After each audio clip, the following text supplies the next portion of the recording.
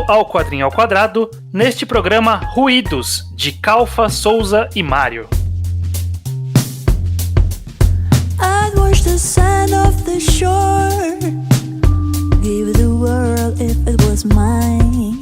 Pois bem, estamos aqui começando mais um Quadrinho ao Quadrado. Eu sou o Estranho, aqui com... O Judeu Ateu, sempre um prazer, Estranho. Sempre um prazer, Judeu. Estamos aqui reunidos para falar sobre quadrinhos nacionais, né? O nosso programa recorrente. Todo mês temos um programa falando sobre ao menos um quadrinho nacional. E este programa em específico é sobre Ruídos, de Gabriel Calfa, Eric Souza e Gabriel Mário. Eu só li na abertura, eu não falei o nome todo porque na capa não tinha e eu demorei para achar.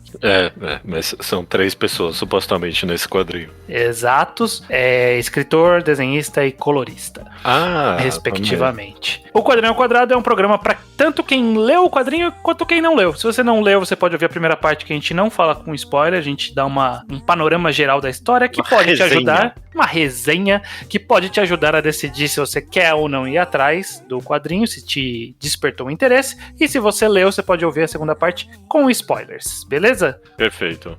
Antes, 2 prefácios. Primeiro, apoia-se. Sim, né? apoia.se/ao_quadrado. Você pode apoiar o Ao Quadrado em várias faixas, mas todas elas são usadas pra gente comprar mais quadrinho nacional. Então, de uma forma bem distorcida, você também tá apoiando o mercado nacional de quadrinhos. Exatamente, então apoia.se/ao quadrado. E o segundo é que quando anunciamos este programa, era pra ser um programa duplo, na verdade, né? A gente já fez algumas vezes no passado, o Quadrinho ao Quadrado, em que a gente lançava 2 programas de um quadrinhos um pouco menores do que os que a gente costuma falar, que não davam um grande programa, e a gente lança separado 2 programas, mas dentro da mesma semana.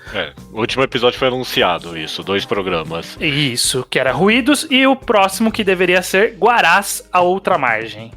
E a gente vai fazer um pequeno exposed aqui, coitado, não é culpa do autor, sei lá, é culpa da cultura. Eu não quero me estender muito sobre isso, mas basicamente só um de nós 2 conseguiu comprar Guarás, é isso, vocês. Acabou o estoque automaticamente, a gente só tinha na Ugra para comprar. Eu comprei uma, o Judeu comprou outra, mas não chegou dele.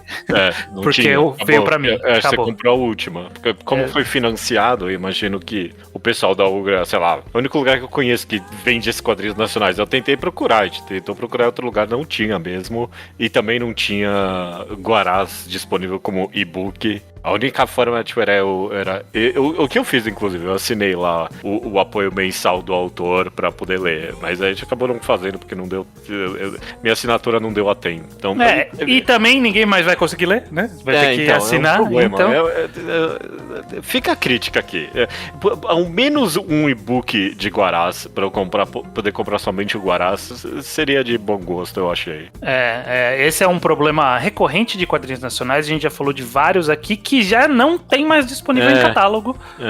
Se você leu, se você não leu, já não tem mais, não tem online, se perdeu, e é triste isso, né? Então, fica o lamento de que às vezes o quadrinho vai desaparecer e não tem o que a gente fazer. E aqui aconteceu em tempo recorde entre a gente anunciar o programa e gravar o próximo. Acabou o quadrinho, literalmente. É um pouco triste. Eu quero fazer um terceiro à parte, Estranho. Você tá um pouco nas redes sociais divulgando. Eu gostaria de divulgar também, então, com você. Eu não sei se vai dar tempo de acabar ou não o financiamento. Não, dá tempo. Dá tempo. Então fica aqui o aviso de O Bestiário Particular de Parzefal. Um insanamente favorito nosso aqui. Top 1 aqui, meu, do Estranho dos Quadrinhos que a gente já comentou. É um favoritíssimo nosso e ele tá novamente em financiamento do Hiro Kawahara. Então, se você quer um quadrinho nacional pra ler, eu recomendo muito O Bestiário Particular de Parzefal. Vamos ver se a gente lembra de linkar no post também pro financiamento que ele tá tendo. Ele é um caso de um quadrinho que saiu de catálogo desde que a gente gravou o programa. Tem um programa que a gente elogia pra caramba. Se você tem dúvida se você deve apoiar ou não, você pode ouvir lá. E é uma rara oportunidade de você ir atrás e conseguir financiar isso, né? Então, vai ficar o link aí também disponível. Tá bem relacionado com o cancelamento do programa de Guarás da Outra Margem. Quem sabe se ele for financiado de novo, eu apoio dessa vez. Exato. Então vamos lá, Judeu. Vamos falar então sobre Ruídos, esse quadrinho que saiu pela Risco Editora, uma editora que é do Calfa, eu não sei se do Souza, mas é do Calfa com certeza, que é um selo independente, e aí eles lançaram esse quadrinho que eu quero que você me diga sobre o que é Ruídos. Ruídos é sobre a banda Nitro. Na verdade, não exatamente. A gente acompanha mais de perto a história da Sarah, que é a baixista dessa banda, que logo no começo da história a gente descobre que é uma falsa banda, né? Eles fingem que estão tocando e cantando, mas foi tudo já pré-gravado por outros artistas antes. Eles são essa clássica história de banda falsa, né? Uma história bem anos 90, eu tenho a impressão, sabe? Né? É dessa época que teve esse drama de bandas cantando o que elas não estão cantando, né? E tá sendo recontado aqui nesse universo futurista, né? Tipo, é um futuro próximo, eu diria, né? Do próprio Brasil, inclusive, né? Do próprio Brasil, perfeito. E a gente vai acompanhar o que acontece com essa banda quando é revelado que eles são essa farsa. Eles são uma banda farsa. Já começa com esse exposed, né, da banda. O que eu acho que é interessante é que, assim, ele tem isso de ser... Alguns dos membros tocam porcaria nenhuma, mas também tem a questão da vocalista, por exemplo, que é ela cheia de distorção na voz, o que não é tanto anos 90, é mais agora, inclusive, né? Uns cantores que, se você tirar a pós-produção ali, não sustenta, não. O K-pop tá cheio disso.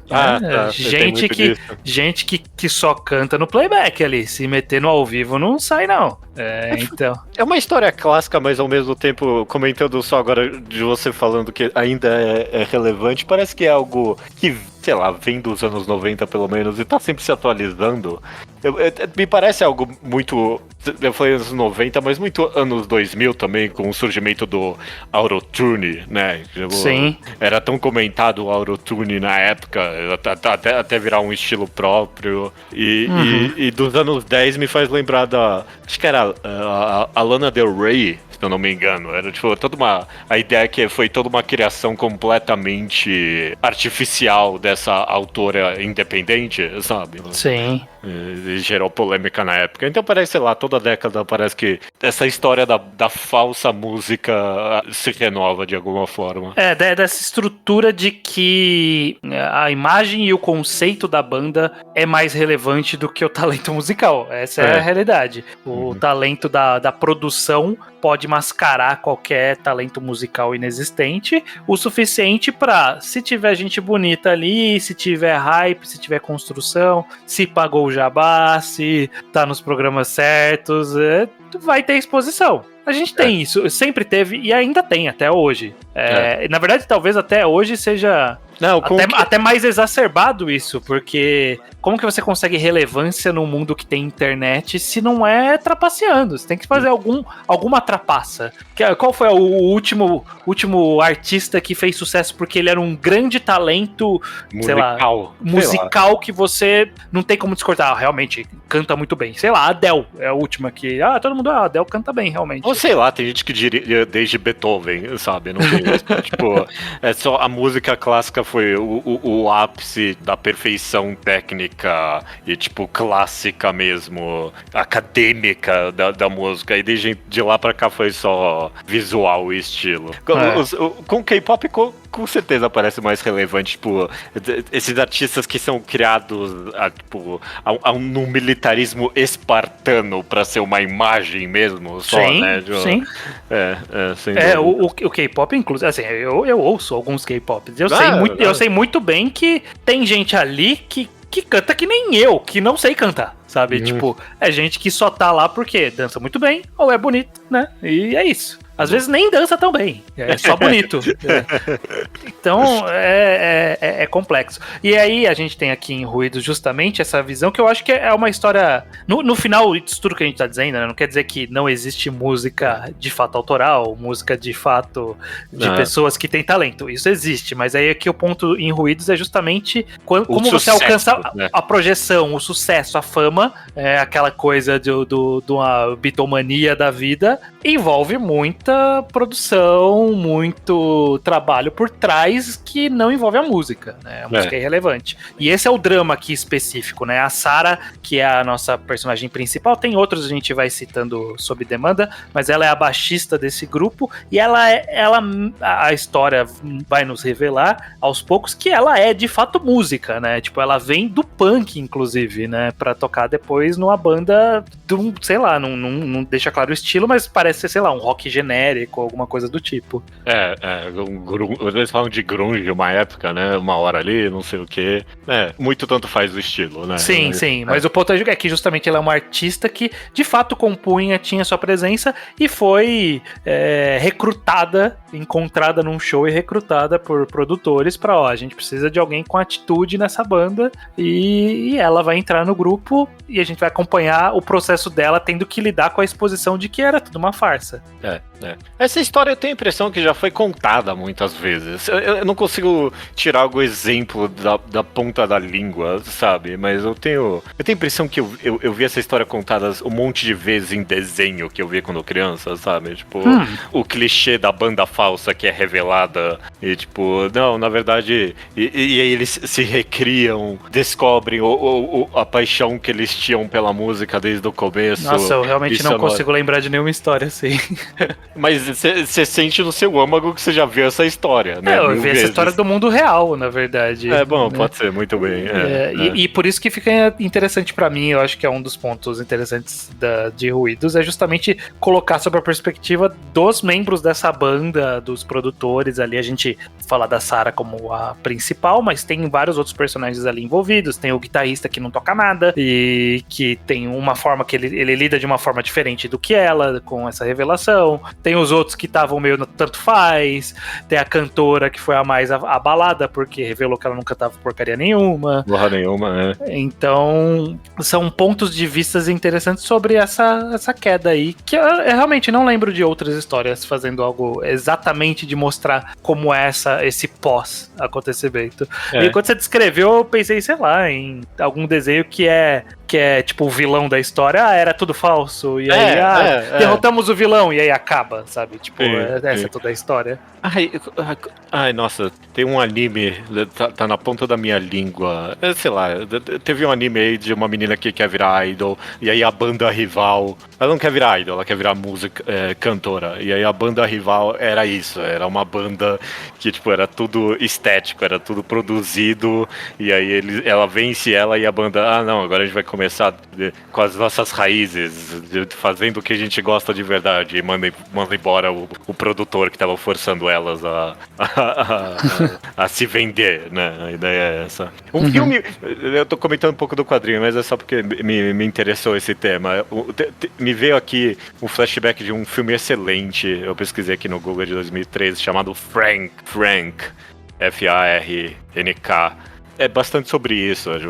Tem esse cara que veste uma máscara de um boneco e ele toca a música dele toda alternativa e a gente não acompanha ele, a gente acompanha um outro cara que tenta impulsionar a banda pra ser mais popular e quebra o cara por causa disso. E aí, sei lá, spoiler desse filme de 2013, a banda começa do zero de novo com paixão pela música abstrata que eles fazem.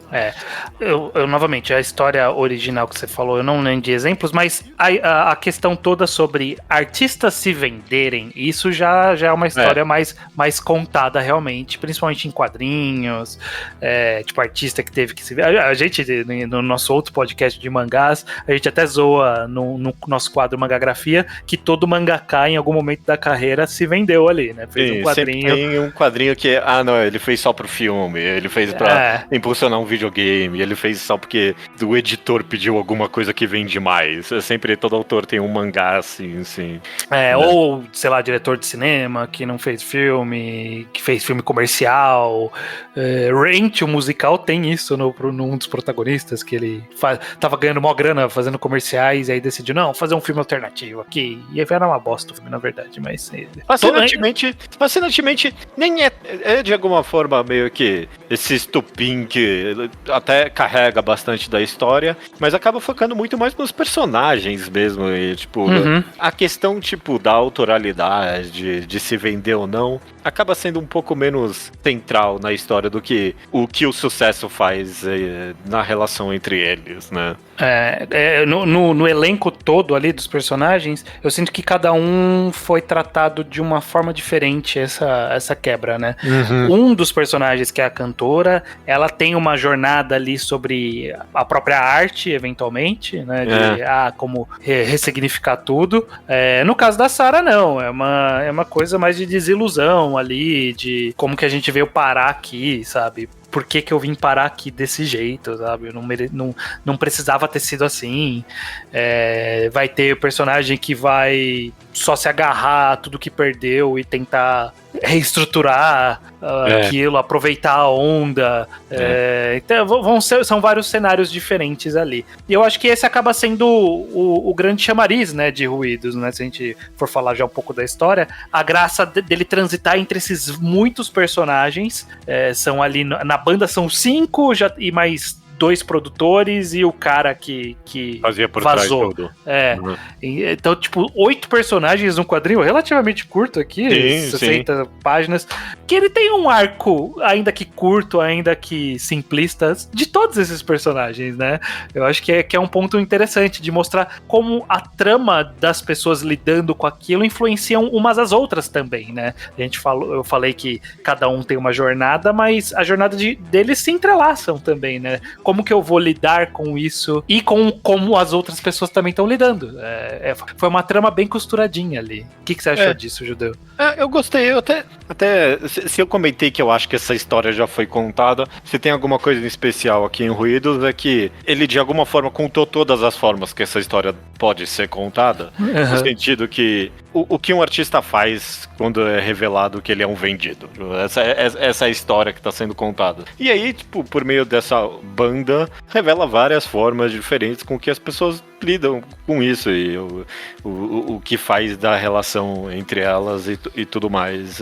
Um casal meio que vai sendo contada a história deles bem entre as páginas, que é da tecladista e do baterista. Eu meio que amei a história deles ali no final das contas. Um contraste tão bizarro de alguma forma com a história da Sarah, mas tocante, bonito, não tinha nada a ver com ela no final das contas, né?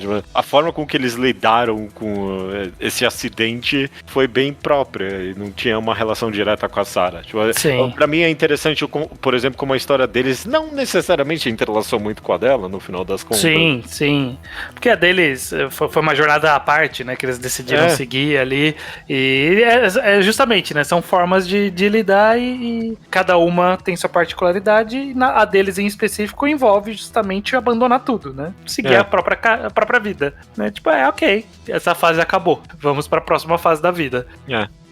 É interessante. A gente tá comentando aqui já de Ruídos, o que a gente não comentou até agora, na verdade, é que a gente tá voltando, né, pelo menos pro Calfa e pro Eric Souza, a gente tá voltando deles de Caros. Um favorito meu, adoro Caros. E eu pessoalmente, eu não consegui não pensar em Caros enquanto eu lia Ruídos. Esse é o peso que um autor carrega das suas obras anteriores, né, não consigo negar. Em alguns níveis eu me decepcionei, em outras eu gostei. A arte definitivamente continua excepcional, por exemplo, pra mim. Sim, eu até queria comentar justamente um pouco da arte, era o gancho que eu ia puxar. Que é muito... Você olha pra ela e você sente uma personalidade ali, né? Imediatamente. Ela tem várias influências ali, eu consigo ver um quê de Mobius. Tem também, mas eu digo pensando em autores, um quê de Mobius. Eu lembrei daquela animação que teve na MTV há muitos anos atrás, Ion Flux, não sei se você lembra. Tem Ion Flux aqui, sim. Eu olhei os personagens e falei, caraca, é muito Ion Flux esse personagem. Eu não lembro se eu notei isso em Caros também, também, faz muito tempo que a gente gravou esse programa.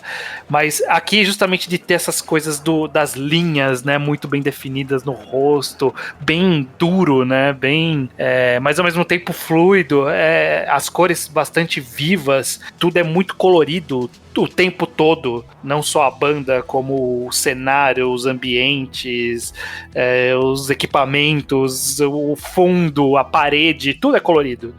As páginas perfeitamente coesas e coerentes. Tipo, você vira páginas e é um quadro, sabe? As cores estão bem colocadas em cada virada de páginas, eu achei, sabe? Uhum. Conta um retrato ali perfeito pra mim. Sim. O uso dessas formas um pouco abstratas quase de cenário dá essa vibe bem futurista maravilhosa. Sim, né? Que é essa, sei lá, o tipo do palco, o tipo das projeções, o tipo dos equipamentos eletrônicos. Não é nada um futurista parece tão distante assim, mas ao mesmo tempo é aquele futurismo meio brega, sabe? Aquele futuro do pretérito, quando a gente achava como ia ser o futuro nos anos 80. Não, ele é um retrofuturista dos anos 90 pra mim. É isso que ele é. Acho que é por isso que eu tava com os anos 90 na cabeça, porque teclado eletrônico, bateria eletrônica, sabe? Isso é muito, pra mim, um pré-grunge da vida. Sim. Um techno meio bizarro ali, entre períodos, quase começo dos anos 2000. Sim. Uma bateria eletrônica toda hexagonal ali, né? É realmente um futuro que é um futuro brega, é isso, né? Tipo, como seria se fôssemos bregas no futuro, é isso, esse é o nosso futuro. E uns detalhes de tecnologia futurista bem elegantes aqui e ali. Tem um momento ali que tem um teste de gravidez e eles usam uma tecnologia bem própria e criativa que eles inventaram ali, eu gostei disso. Uns momentos e outros é um pouquinho mais batido. Tem uma hora ali que eles, esse aqui é o seu iPhone, e aí tipo dá uma pulseira ali, eu pensei, tá um pouquinho... um pouquinho na cara. Um pouquinho na cara demais, Sei. Mas dito isso, você tava puxando alguma coisa sobre, em comparação aqui, que te decepcionou? Eu não sei. A gente elogiou muito a história até agora, mas se eu for falar num aspecto geral, ela me impressionou menos do que... Desculpa, eu esqueci de novo. Do que Caros. A abstração um pouquinho mais abrangente da história de Caros. Inclusive, as duas histórias com umas temáticas finais parecidas, se você lembra de Caros. A abstração mais completa em Caros me interessava um pouquinho mais. E, inclusive, dava espaço pros desenhistas imaginarem muito mais, inclusive. E aí eu achei que ficou um pouquinho óbvio, no final das contas, apesar de eu elogiar alguns aspectos, não é a história mais criativa do mundo pra mim. Eu não acho nem tão óbvio, mas pensando na arte, e a história acaba tendo essa mesma estrutura pra mim, esses mesmos adjetivos pra mim, é que a arte a gente elogiou, falou muito bem dos detalhes, dos pontos, só que eu não senti nenhum pico, assim, na história, sabe? Tipo, alguma coisa que, olha aqui, essa página, ou esse conceito de colorização, ou esse conceito de arte, ou esse conceito de quadrinização, olha, essa página muito bem feita, esse personagem muito bem feito. Não tem picos, ele é constante. O constante acima da média ali positivo, é positivo. Só que talvez o que falta justamente é algo que faça o sangue subir, sabe? Que faça a pressão dar uma... Opa, caramba, né? Olha só, uma surpresa, um tchan, algo que torne mais memorável, né? Talvez esse eu acho que o que faltou um pouco. É um bom quadrinho, uma boa história, boa arte, mas não tem aquele quesinho, sabe? Aquela pitadinha ali, aquele gostinho de limão no finalzinho da receita, sabe? Que você, olha aí. Aquele azedinho do limone siciliano. Faltou esse pouquinho, assim. Faltou. Eu tô contigo nessa. Não é a crítica mais construtiva do mundo que eu posso fazer pra Ruídos, mas eu também senti que faltou esse tchan. Ele é coerente, ele é constante.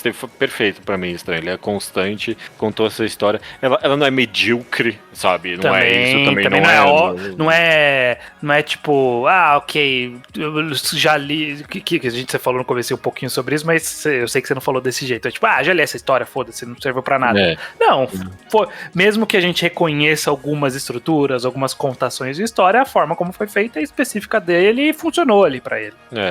Eu concordo. Mas, ao mesmo tempo, faltou alguma coisa extra. Faltou o astro, né? Faltou o brilho. Faltou a Sarah do quadrinho, né? A Sarah, ela era a única artista do grupo. Faltou o artista do quadrinho, sabe? O brilho, a pessoa que tem o talento ali na história, sabe? Porque talvez é pedir demais de uma história tão curta aí. Você falou 60 páginas, mais ou menos. Mas a gente já leu muitas histórias curtas que completamente me deixaram boquiabertas. Eu não vejo necessariamente isso como uma crítica vazia. Sim. Não, fica aí. Essa já dei um pouquinho da minha opinião geral aqui de Ruídos. Beleza, eu também. A gente pode, então, seguir por uma parte com spoilers, porque eu acho que tem uma ou outra coisa que é legal discutir. Tem o suficiente. Então, se você não leu Ruídos e ouviu tudo que a gente falou aqui, nossa opinião já tá toda digerida aí, né, ao longo desses minutos até aqui. Se você ler e quiser ouvir a parte com spoilers, continue assim que a música subir e descer. Beleza?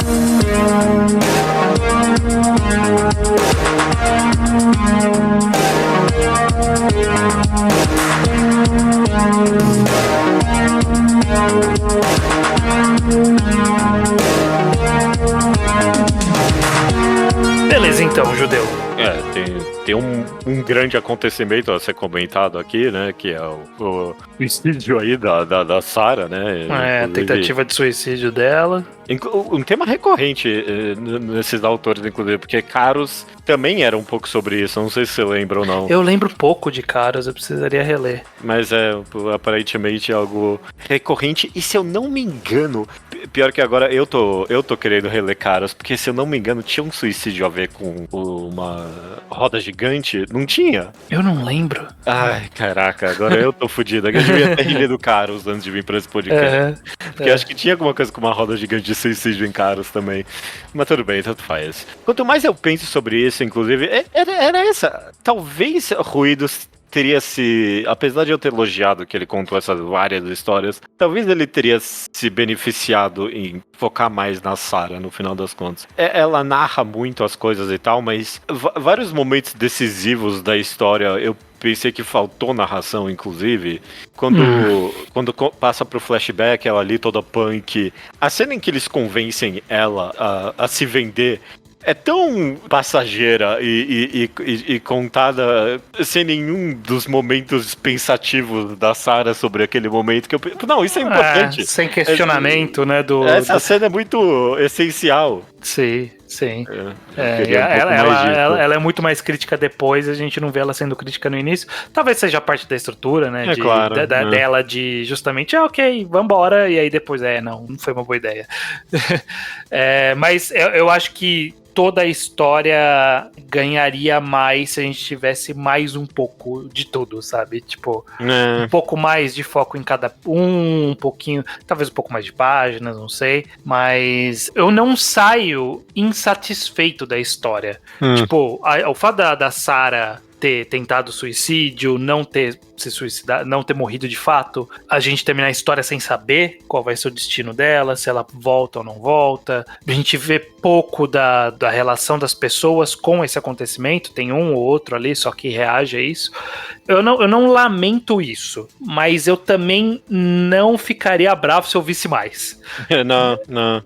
Eu acho que há uma elegância em terminar sem falar tudo, sem deixar tudo explícito, porque não era o objetivo, mas eu acho que mais um pouquinho também não faria mal. Daria pra deixar tanto no ar quanto, mas construir alguns laços a mais pra gente sentir mais coisas com essa história. Né? O final não é um problema, o problema é o meio mesmo. Exato. Eu gostaria de mais desses personagens pra quando eu chegasse nesse ponto eu poder ter uma conexão um pouquinho maior com eles, sabe? É. Eu não soube o que sentir, por exemplo, com o assassinato do cara que tava por trás, do criador das músicas ali, que foi o cara que revelou tudo. Tipo, o outro malandro foi lá, assassinou ele, e eu tipo, ok. Tipo, eu achei legal essa jornada, justamente. Mas eu poderia ter um pouquinho mais, talvez. Na verdade, assim, essa história em específico, eu acho que ela tá bem concluída. Eu queria ver, por exemplo, o casal. Pô, a menina era mó amiga da Sarah. Zero reação sobre o que aconteceu com a Sarah. A cantora, linda, teve bastante foco nela ali. Não mostrou também muito bem como ela reagiu a Sarah também. Eu achei tão anticármico o que aconteceu com o cara, o artista de verdade que tava fazendo as coisas, que o cara não merecia morrer, não, velho. Ele só fez coisa certa, liberou as pessoas desse peso horrível, e ele tava sendo injustiçado ainda por cima. Um pouquinho, não precisava, né? Podia não ter feito isso. Ele quis fazer e acabou com a vida de algumas pessoas, incluindo um cara claramente instável psicologicamente.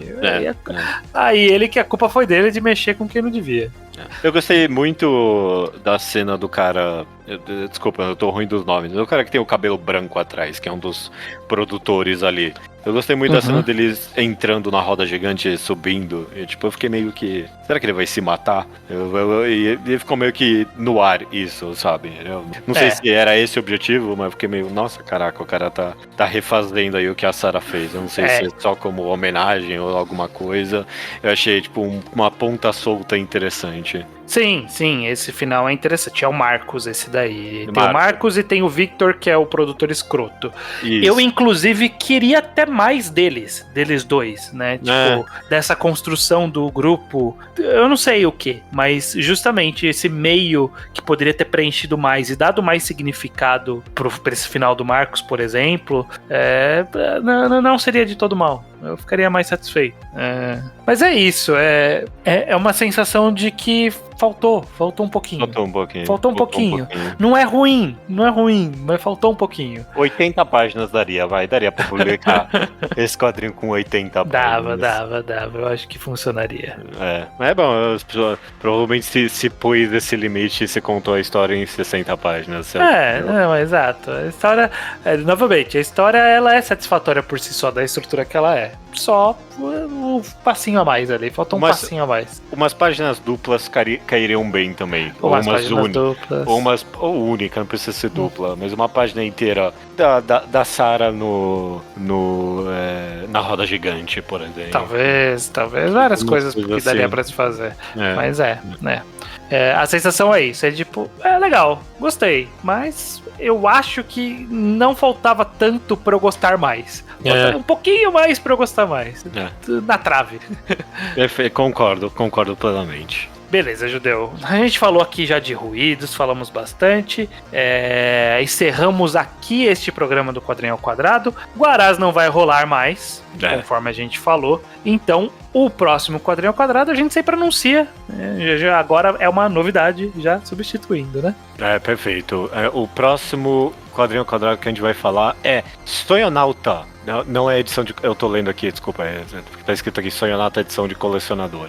Mas né? De Shun Izumi. Exato. É uma versão que a gente vai se basear na versão que saiu recentemente pela Conrad. Eu não sei o histórico de produção desse quadrinho. Eu sei que a Conrad compilou tudo em um volumão. Não sei se ele saiu online, a gente pode pesquisar depois e passar pra vocês. Mas a edição da Conrad tá aí disponível e a gente vai falar sobre ela. Perfeito. Sonhonauta. Muito bem avaliado. Vamos ver se eu vou discordar ou não. Quero ser chato com isso. Vamos ver sempre. Mas é isso então. Próximo programa Sonhonauta. O Quadrinho ao Quadrado deste mês encerra-se aqui. Até mês que vem. Até mês que vem.